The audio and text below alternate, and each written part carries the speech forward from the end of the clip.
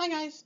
So I'm gonna be doing week 6 YouTube Pagan challenge, and the question is, what are your cultural influences? Now I had to look up on Google kind of what that meant because I was a little confused. I kind of figured I knew what it meant, but anyways, definition of cultural influences is cultural influences means historical, geographical, and family factors that affect assessment and intervention processes.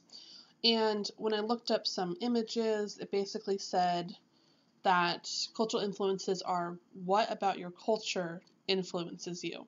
So in this challenge, I'm assuming the question means what about your culture, your life, your family, your history influences your spiritual practice. Okay. Well, let's just kind of go through the checklist, tell you what is nay and yay, what influences me. Okay, I've never really given this a lot of thought, so let's think about this. I don't have any family factors that influence my practice. Like I don't have any, I don't have a line of witchcraft or family hereditary lineage that I come from. My whole family, from what I know, has been Christian. Apparently at one time they were Protestant. I believe I have someone in my family who was a Mormon, so on and so forth. So mainly just a Christian family. Through my lineage. And like I said before, I came to Wicca, paganism, witchcraft, magic, this whole umbrella of earth-based spirituality, including shamanism, aspects of Taoism, Buddhism, Taoism, some of the voodoo, hoodoo, Yoruba religions and spiritualities, just kind of incorporating, picking and choosing what I liked from each spirituality, religion, culture, and making it a part of my practice. So they influence my practice.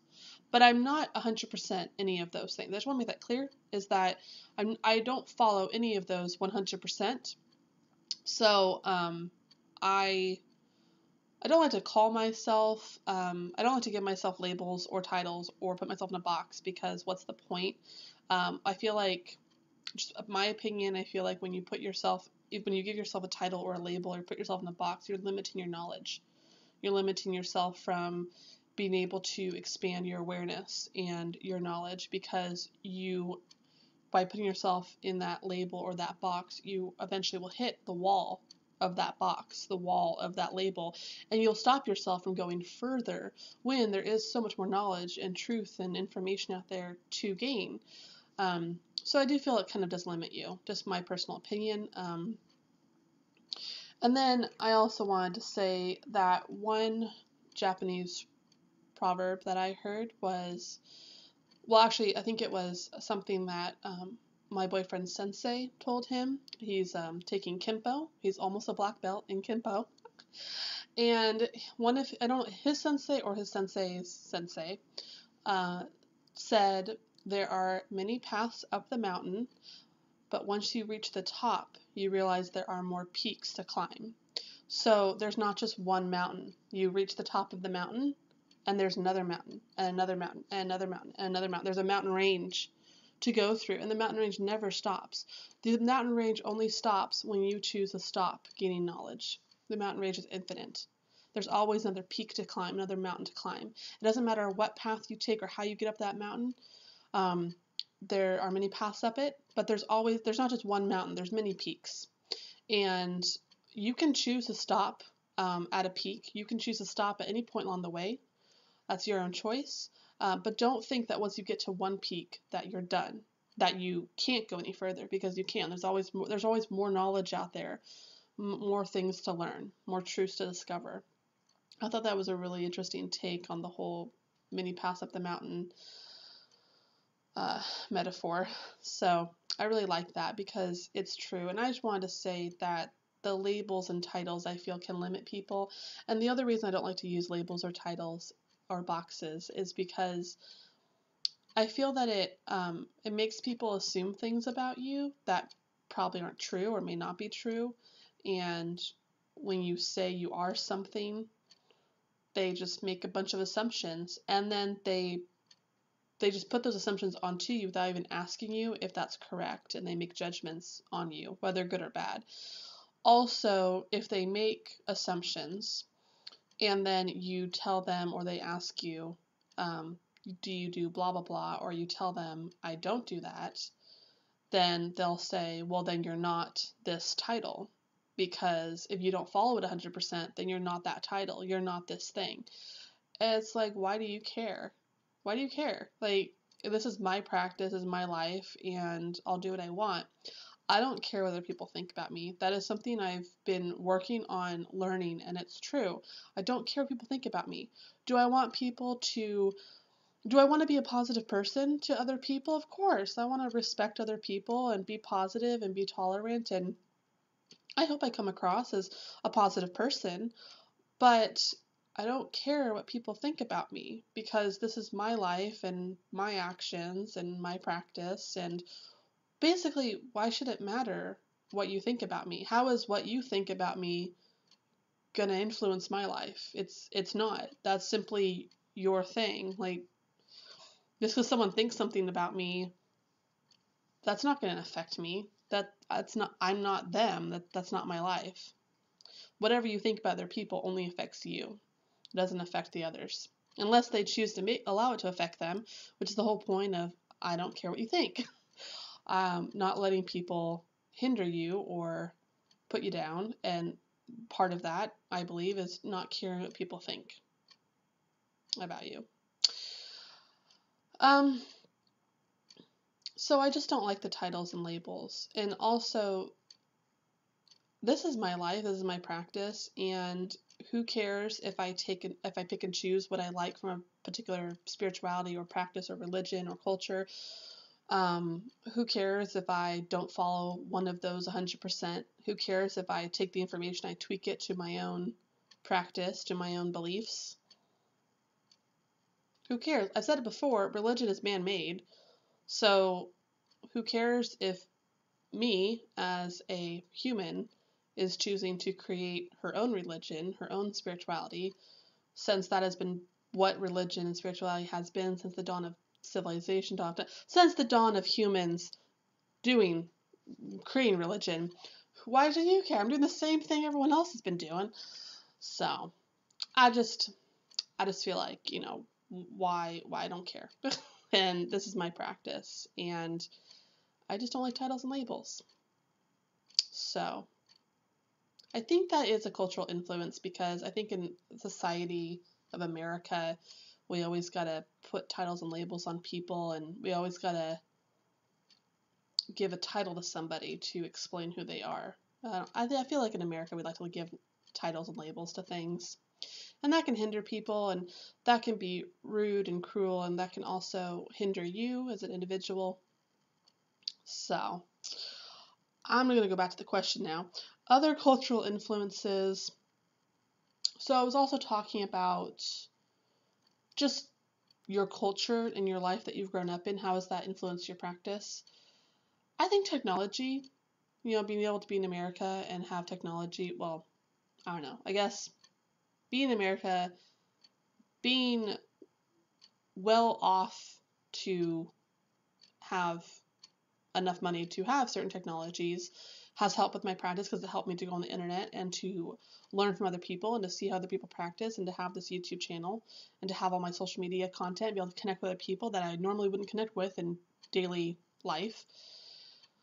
I think being in America and being free to do whatever the hell I want to do, basically, I can do whatever I want. I am pretty much completely free. Basically, I can do whatever I want. It's just that some choices will lead you to prison or, other bad consequences. So, obviously, some things have consequences to them, but I could freely do them. There's just a consequence. I guess in America there are a lot more freedoms of speech and religion, and being allowed to live the way you want to live, and not having to be told how to live your life, which is a really big part of me being able to choose this path. I've been able to choose this path without having to worry about any negative or severe consequences if I was in other countries.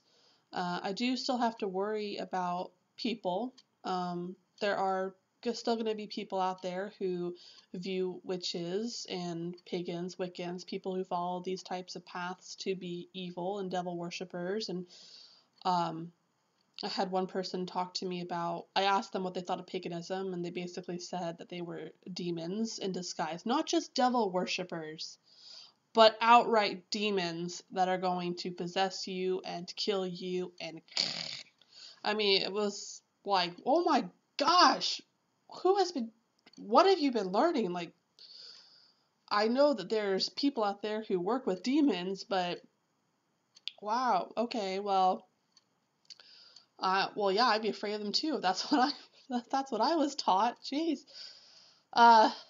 What's my point with that? Oh yeah, so there's going to be people who view it negatively, which you just got to protect yourself and be cautious of who you tell and what you tell and how you react and how you present yourself. I don't care if I wear my ring. My ring? Boyfriend got that for me. I don't care if I wear that and people see it because, one, it's a ring. It's kind of hard for people to see. But also, I don't really care. I'm going to be cautious and not get into anything because I want to protect myself. And I'm a woman, so there is a line of being a female and having to protect yourself a little bit more than men, depending on the situation. So there are situations where I don't want to get into it, not only because I don't want to get into this, but I also don't want to put my life in danger because I'm a female and you may see me as being weak and an easy target to attack. So there is caution in my culture. There is obviously a caution and different society norms that you have to be aware of. But you are free to be who you are. Is there anything else? I don't know.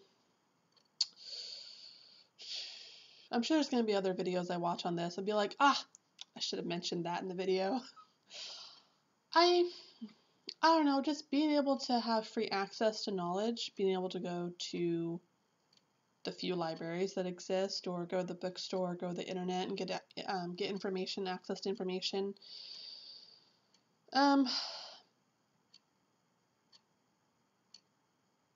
I guess for me personally, being able to have a college education, being able to go get good jobs where I'll have money to buy things for my practice, be able to buy tools and books and supplies so I can just have more to my practice. I don't think you need those things to practice. You don't need those things to practice. Can it be fun or nice to have those things? Yeah.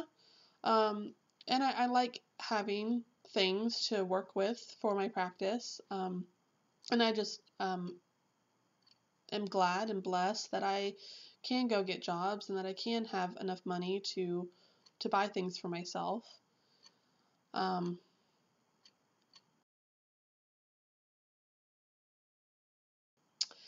So yeah, I can't think of anything else to talk about with cultural influences.